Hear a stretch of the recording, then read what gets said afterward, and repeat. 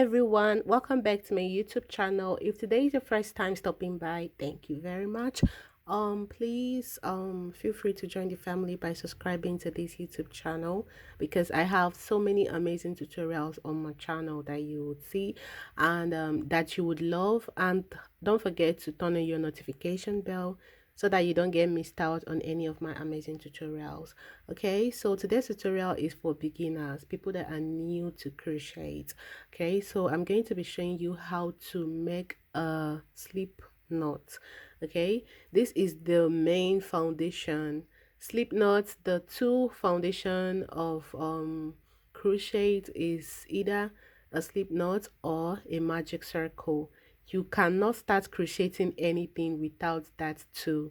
Okay, so the first one is slip knot. I'm going to make another video on the other one, which is magic circle. The reason why I'm making a different tutorial for the two is someone that wants this might not want that. You might already know that and you might not want this, so I'm just making a separate tutorials. I'm also going to be linking that tutorial to this one on how to make a magic circle. Okay, so without so much talk, let's just go straight to it. So this is the yarn I'm using. This is a 3-ply yeah regular. It's an acrylic yarn. Okay, so it doesn't really matter the size and brand of yarn you are using, as long as you are comfortable with it and it's giving you what you want. So what you have to do is to wrap it around your finger. Just hold like this. Okay, wrap it around, and now you don't want to make it tight because you have to pull it out. Okay, so you see that this is it.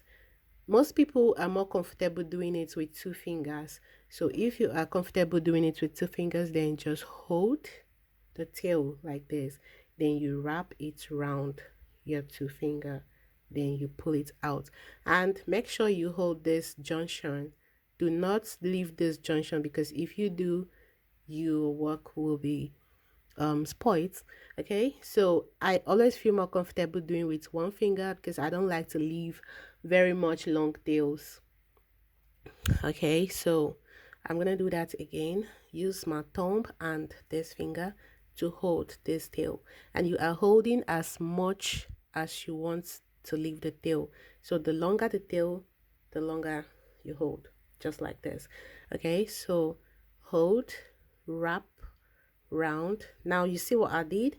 So hold, bring the middle finger, now hold, so that you, this one will be free to be able to wrap, to be wrapped around.